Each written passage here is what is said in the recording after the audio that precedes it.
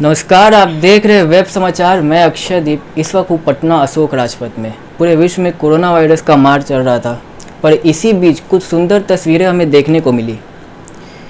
कई लोग सामने आकर ज़रूरतमंद लोगों की मदद किए। जिन लोगों का जीवन यापन दैनिक आय पर निर्भर था, उन लोगों को काफ़ी कठिनाइयों का सामना करना पड़ा, परंतु कुछ लोग निस्वार्थ भाव से सभी की मदद करने सामने आए। इस वक्त हमारे साथ है नॉर्थ ईस्ट अस्पताल के संचालक श्री सत्यजीत कुमार जी, और इन्होंने भी काफ़ी निष्ठा भाव से पूरे लॉकडाउन में कई लोगों की मदद की। यहाँ के लोग इन्हें जननायक या नेताजी कह के ही बुलाते हैं। हम इनसे कुछ बात करेंगे कि इनके अंदर ऐसी कौन सी प्रेरणा आती है कि कहाँ से ये इतने लोगों की मदद करने सामने आए, इतना महामारी के वक्त में भी। तो सर, क्या मन में आया आपके, जो आप लोग इतने अग्रसित रूप से इतने लोगों की मदद किए? देखिए, देश हमारा संकट में था, और इस संकट में अगर जिनके पास जो सार्थक हैं जो मदद करने में, वो लोग अगर आगे नहीं आते हैं तो ये बहुत दुख की बात है। और हमारे प्रधानमंत्री श्री नरेंद्र मोदी के अभियान पे जो उन्होंने बोला था कि आसपास घर के आसपास 2-4 लोगों का मदद करें, और अगर आप समर्थ हैं मदद करने में तो इससे कोई बुराई नहीं है। कई जगह हमने देखा कि सभी लोग एक दूसरे की मदद कर रहे हैं, कच्चे अनाज से पैसे देकर या जैसे ही भोजन वगैरह बांटकर। तो इसी से हमको लगा कि ये करना चाहिए। आखिर आज देश संकट में है, और ऐसा नहीं है कि हम लोग देशद्रोही हैं। देश के लिए कुछ नाम करने के लिए, नज़र में आने के लिए, सरकार के नज़र में हो या पब्लिक के नज़र में हो, अच्छा काम करने का एक अवसर मिला था। इसको हम ऐसे ही जाने नहीं देते। इसलिए किसी चीज़ की चिंता नहीं करते हुए लगातार 45-50 दिन के आसपास कच्चा अनाज वगैरह का वितरण किया आसपास लोगों में अपना स्टूडेंट सनराइज क्लब के माध्यम से, और हमारे टीम के द्वारा काफ़ी मदद मिली। काफ़ी बड़ा एरिया है आपका, वार्ड नंबर 41। कई लोग यहाँ रहते हैं, तो इतने बड़े मात्रा में इतनी बड़ी मुहिम आप लोगों ने जो चलाया है, तो किस तरह की प्लानिंग रहती थी आपकी? देखिए, प्लानिंग तो प्रतिदिन का प्लानिंग अलग अलग हो जाता था। स्थिति को देखते हुए हम लोग प्लानिंग कर लेते थे कि आज इस एरिया को कवर करना है, कल इस एरिया को कवर करना है। और एक बार जब हम लोग बांटना शुरू किए तो खुद ब खुद जिनकी ज़रूरत थी, नीड थी, वो खुद ब खुद हम लोगों से कांटेक्ट कर रहे थे। तो इससे हमारा जो ये सहयोग करने का जो प्रवृत्ति और बढ़ता गया। जैसे कि मैं शुरू में सोचा था कि 200 घर या इतना ही में ख़त्म कर दूंगा, अब नहीं ये बांटूंगा। लेकिन जैसे जैसे अब गरीब लोग आता गया, असहाय लोग आते गए, या हमारे बड़े भाई के द्वारा भेजा गया, सभी मोहल्ले, विभिन्न मोहल्ले से हमारे सदस्यों के द्वारा चिन्हित किया गया, तो इसको रोक पाना मेरे लिए मुश्किल लगा। इसलिए लगातार इस मुहिम को आगे बढ़ाता चला गया, और धीरे धीरे ऐसा प्रेरणा मिली कि अब साफ़ सफाई के मामले में, अभी तो लॉकडाउन लगभग बिल्कुल ख़त्म के और पता भी, ये भी यहाँ के कुछ लोग ने बताया कि आप गर्भवती महिलाओं को भी काफ़ी अच्छे राहत पैकेज भी कुछ दे रहे हैं। जी, अनाज के बाद, जो कच्चा अनाज के बाद अभी का मुहिम है कि जैसे कि अभी जो 2 महीने 3 महीने जो भी लॉकडाउन की स्थिति बनी रही, और अगर किसी घर परिवार में गर्भवती महिला है तो आप खुद सोच सकते हैं कि उस गर्भवती महिलाओं के लिए पोषण तत्व या जो भी अच्छे खाद्य पदार्थ उनको उपलब्ध नहीं हो पाई होगी। इसलिए मैंने ये सोचा कि अभी ये कच्चा राशन जो सभी लोगों को दिया जा रहा है, अब वो ऑन कॉल कर दिए हैं हम लोग। जब कॉल आएगा तो उसको हम लोग अनाज दे रहे हैं, और घर घर घूमकर अगर गर्भवती महिला है तो उसको हम लोग हॉर्लिक्स, प्रोटीन पाउडर, फल, मसूर का दाल वगैरह दे रहे हैं, ताकि कम से कम देश का जो नींव हो वो मजबूत हो। अगर वो समर्थ नहीं है पौष्टिक आहार के लिए, तो कम से कम हम लोग उनका ये प्रॉब्लम को दूर कर सकें।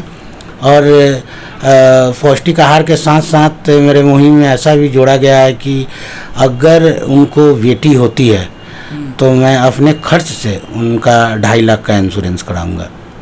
फेसबुक पर भी मैंने वायरल कर दिया है। बहुत अच्छी मुहिम है आपकी। और ये आमतौर पर देखा भी जाता है कि बिहार और बिहारियों के अंदर ऐसा अलग तरह का गुण होता है जो संकट के समय वो सामने आकर लोगों की मदद करते हैं। और ये हमारे बिहार में देखा गया है कि कई लोग सामने आकर लोगों की मदद किए, पर कहीं ना कहीं ये सवाल भी उठाता है सरकार पर कि क्या सरकार कहीं विफल रही है या लोगों तक नहीं पहुंच पा रही है, जो लोगों को इतनी बड़ी मात्रा में खुद का ही ऐसा अभियान चलाना पड़ा। देखिए, ये महामारी का समय था। महामारी के समय में सरकार हर संभव वो भी प्रयास किया जहाँ तक उनका हो सका। राशन या जो भी जैसे भी हो राशन कार्ड बनवा कर 1-1 हज़ार रुपया अकाउंट में, ये सब सुन ही रहे होंगे। जहाँ तक संभव हुआ उन्होंने भी किया।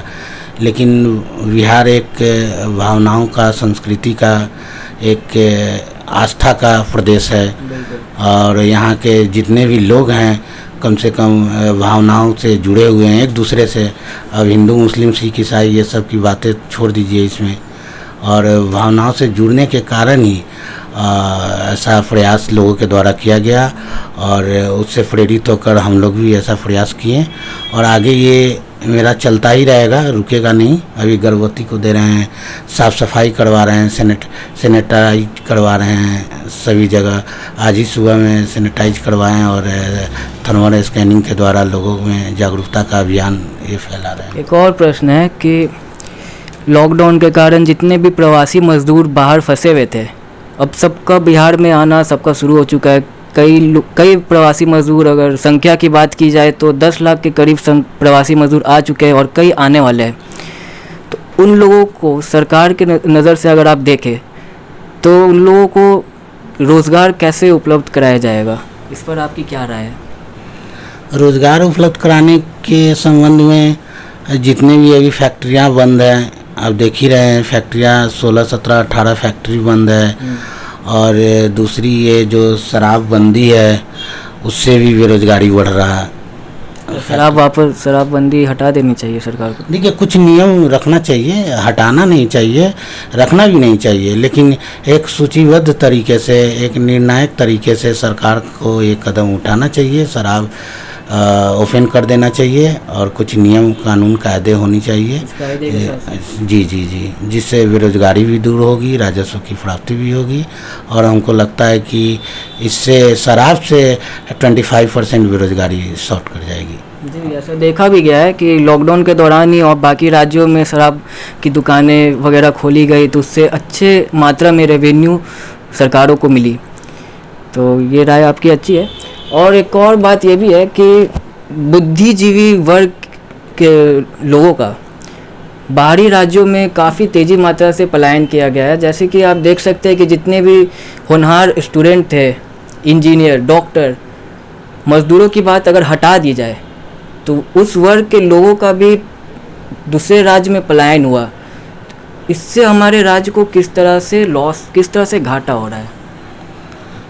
तो समझिए कि बिहार का रीढ़ ही चला जा रहा है और अच्छा स्कोप नहीं होने से और कुछ डॉक्टर तो अभद्र व्यवहार या यहाँ के लोगों द्वारा की गई अमानवीय व्यवहार के कारण भी यहाँ से पलायन कर रहे हैं। और डॉक्टर, इंजीनियर या जो भी और भी गणमान्य व्यक्ति हैं वो स्कोप के कारण ही यहाँ से पलायन कर रहे हैं। क्योंकि अगर देखा जाए बाहर से जितने भी मज़दूर हैं वो तो यहाँ पे आ जाएंगे, सभी लोग बिहार में रहना भी चाह रहे हैं, पर यहाँ पे अगर अपॉर्चुनिटी नहीं होगी, इंजीनियर नहीं रहेंगे, डॉक्टर नहीं रहेंगे, हॉस्पिटल नहीं रहेगा, तब उन लोग को रोज़गार कैसे मिलेगा?